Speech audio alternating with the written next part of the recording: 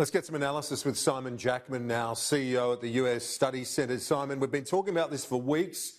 Who do you think will be the running mate for Biden? I don't know, Kieran, but I'd say it's probably Kamala Harris. I think she's probably got the most toughness for the campaign, and I think there's enormous pressure on Biden from within the Democratic Party to nominate a woman of colour.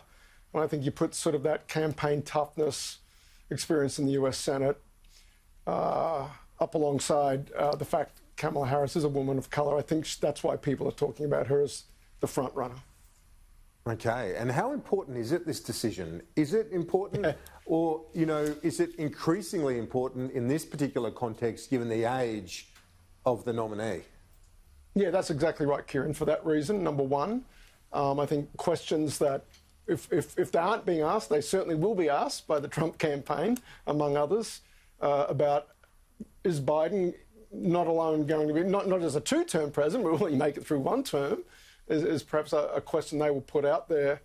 And the other meme to expect, if it is Kamala Harris, get ready for the word San Francisco Democrat to enter our political lexicon.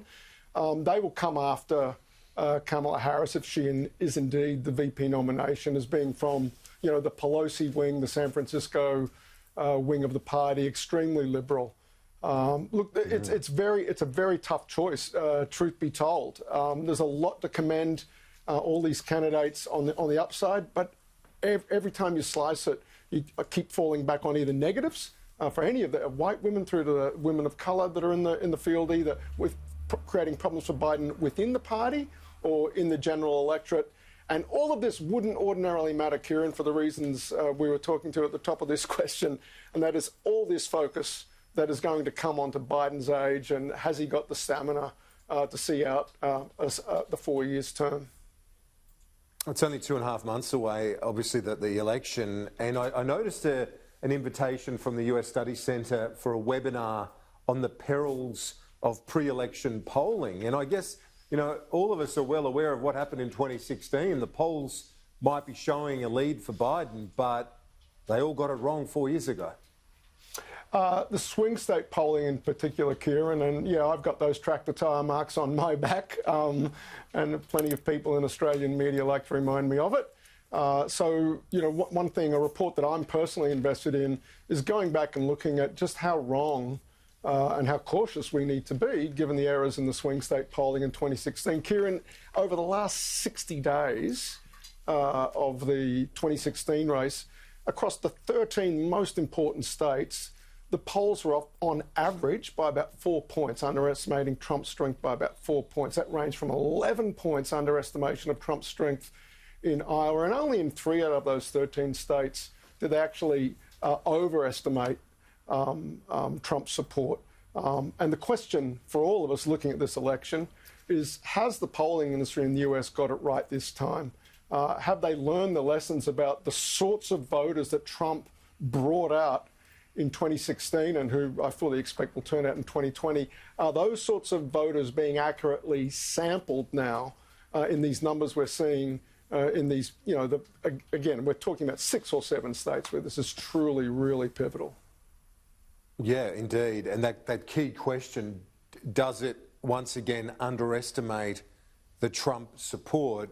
Because I guess one thing to factor in here in that question is that a lot of the Trump base, in fact, you know, the vast bulk of it, will show up, they are motivated, and they will vote. That's right. And 4 points, if that's the error, I mean, that's a long way in some of these marginal states. Many of those states are decided on smaller margins than that. And the question is, are we getting them in the polls? And so that begs the question, when you look at these polls in 2020, look, if Biden is out by more than 4, and more like 5, 6 or 7 in some of these swing states or better, then your confidence starts to increase that maybe the polls have got the winner right. They probably got the margin wrong, but they might have the winner right at least. But that average error of 4, and in some cases approaching double digits or greater, that's a lot of error to try and wring out of your methodology in 4 years. And the question, I think we're going to be exploring that webinar with Courtney Kennedy from Pew, runs the polling operation at the Pew Charitable Trusts in the United States, the Research Foundation. Has the polling industry in the US actually managed to get its house in order? And the other key question in all of this is, have the Democratic Party been able to get their house in order? I was reading some really interesting analysis about Florida, and there's this notion that Hispanic voters are just going to back the Democrats is misplaced. In fact, Cuban Americans have a big tradition of voting Republican. That's right.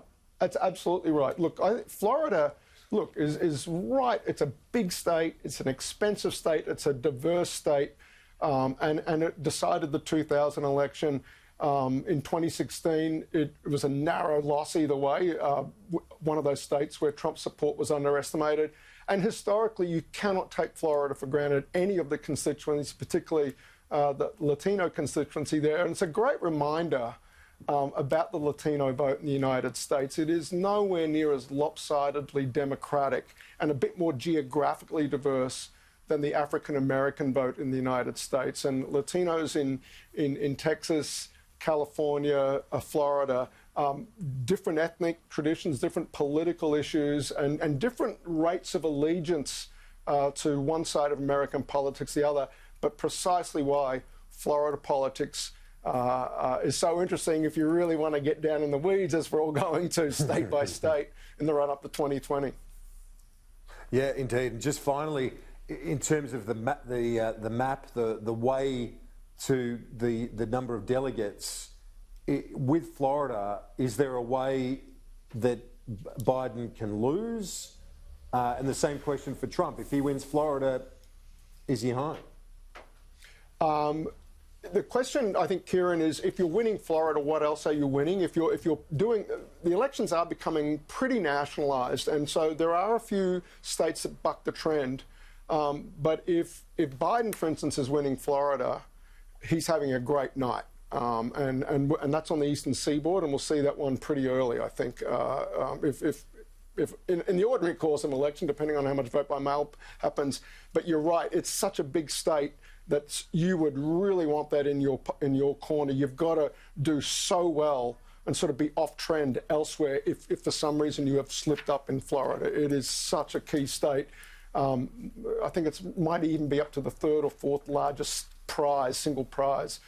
California, Texas, I think Florida is number 3 now, perhaps outpacing New York in terms of the number of electoral college voters up for grabs. A key state. Simon Jackman, appreciate it. As always, talk to you next week. Good on you, Kieran. Thank you.